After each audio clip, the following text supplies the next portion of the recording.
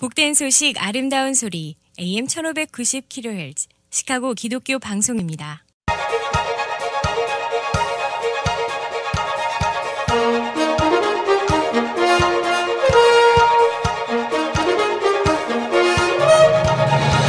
김정일 해설위원의 시사 해설. 세상을 넓게 봅니다. 삶의 지평이 넓어집니다.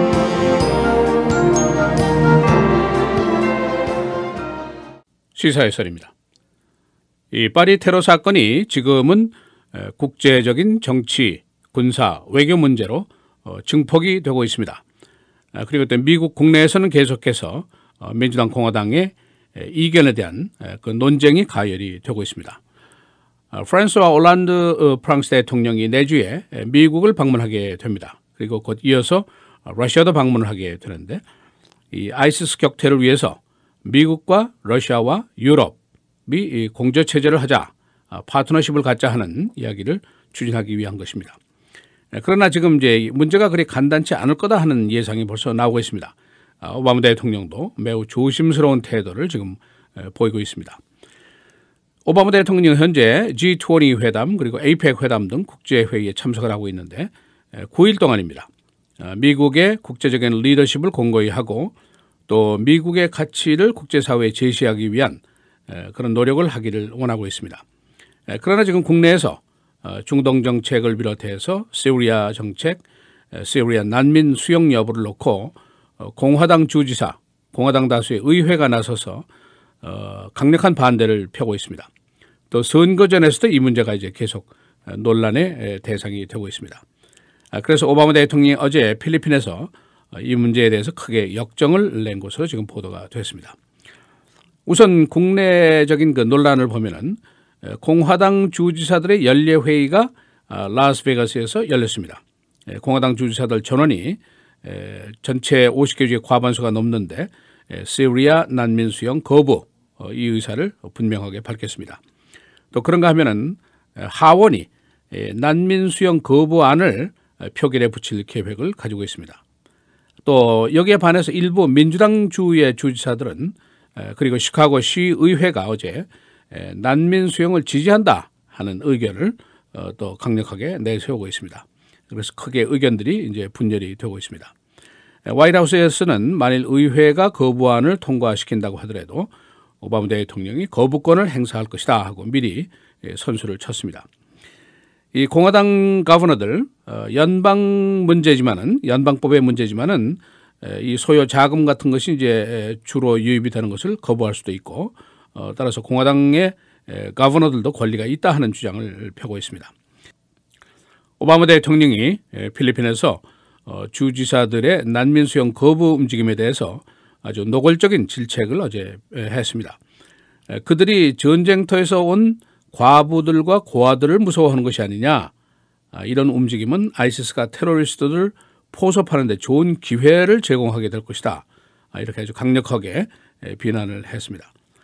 여기에 반해서 이제 공화당 측에서는 난민 수용을 무조건 반대하는 것이 아니지 않느냐, 국민 안보에 지장이 없는지 있는지 확인하고 넘어가야 할 문제다 하고 반격을 하고 있습니다.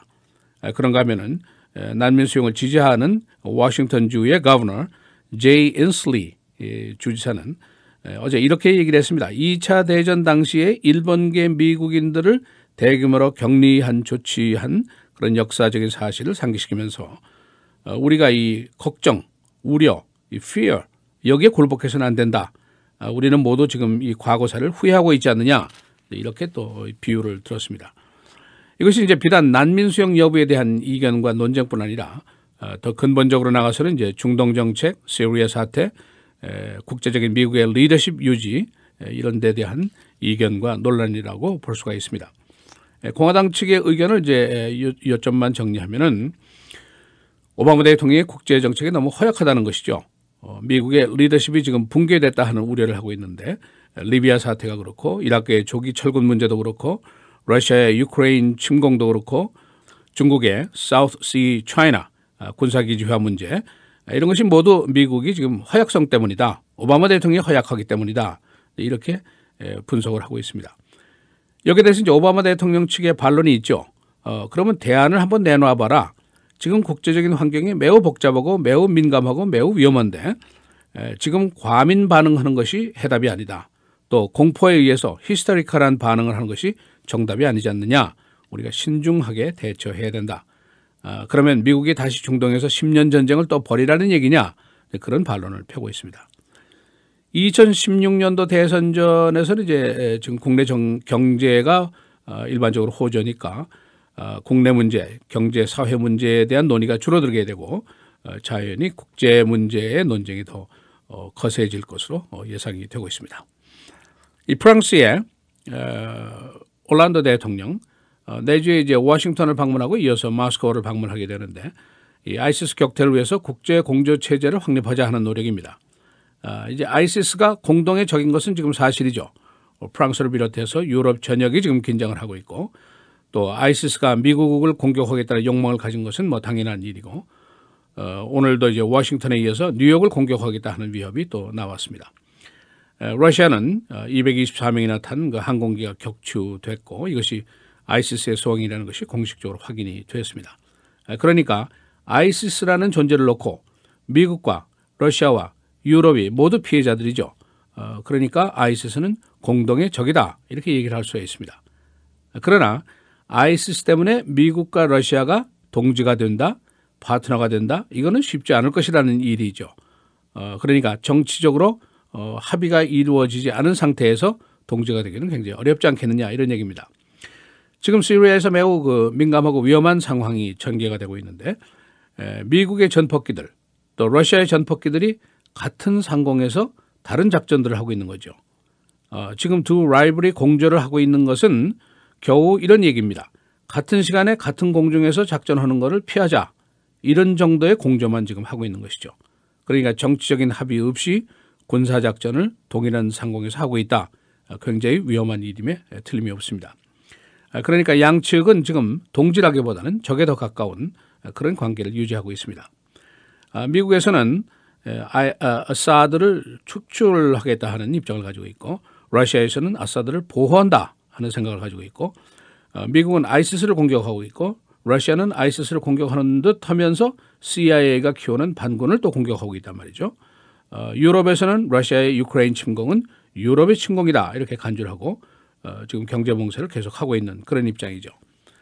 그러니까 미국과 러시아 간에는 시리아의 장래라든가 아사드의 장래라든가 시리아의 새 정권 수립에 대한 계획이라든가 협상에 나서게 될 공식적인 대표권의 부여라든가 모두 이견을 가지고 있습니다.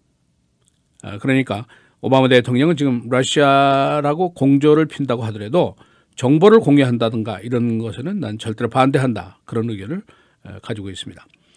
그래서 프랑스 올란드 대통령의 국제 공조 체제 계획 이것이 얼마나 결실을 볼 것인지 이것은 아직도 의문입니다. 시사 해설을 제 시간에 놓치시게 되면은 여러분 유튜브로 들어가는 걸 알고 계십니다. 유튜브로 들어가서 미국 뉴스 해설 치면은 지금까지 방송된 것이 다 저장이 되어 있습니다. 카카오톡을 하시려면은 방송국에 전화를 하시면 됩니다. 시사 해설 김정일입니다.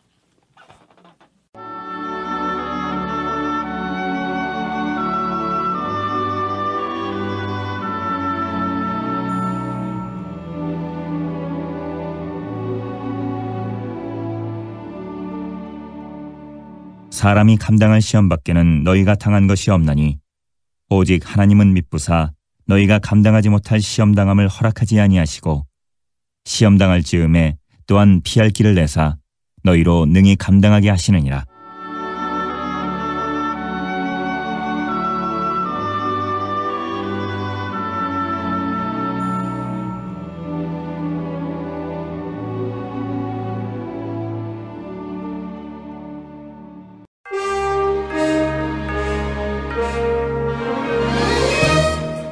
헤드라인 뉴스입니다.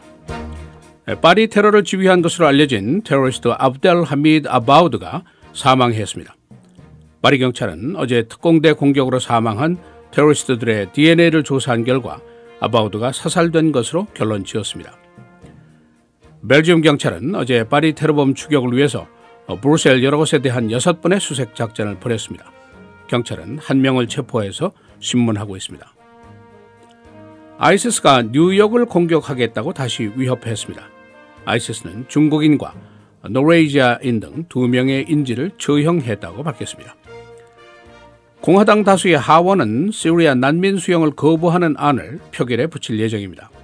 오바마 대통령은 이 안이 통과되더라도 거부할 것이라고 밝혔습니다.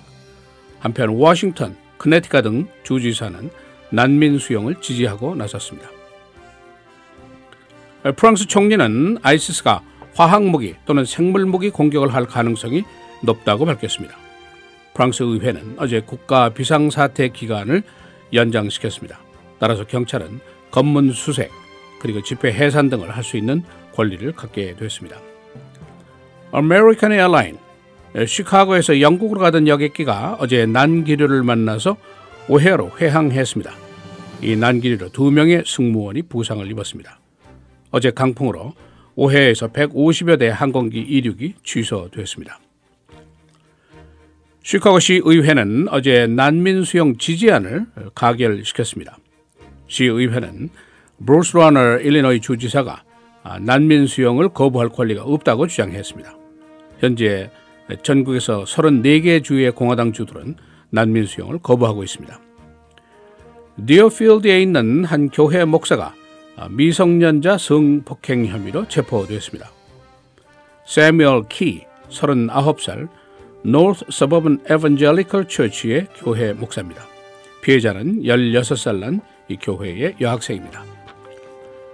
시카고의 학교 주변 교통단속 카메라, 학교 수업이 없는 휴일에도 교통 티켓을 발부한 것으로 드러났습니다. 시민들의 부당한 티켓 규모는 수백만 달러에 달하고 있습니다. 날씨입니다. 이번 토요일 첫눈이 예상이 됩니다. 오늘 대체로 흐리고 한때 비 46도, 금요일 맑고 흐리고 비 47도, 토요일 대체로 흐리고 한때 눈 37도입니다. 주일 월요일 계속해서 맑고 최고 기온은 주일이 28도, 월요일은 39도로 예상이 됩니다.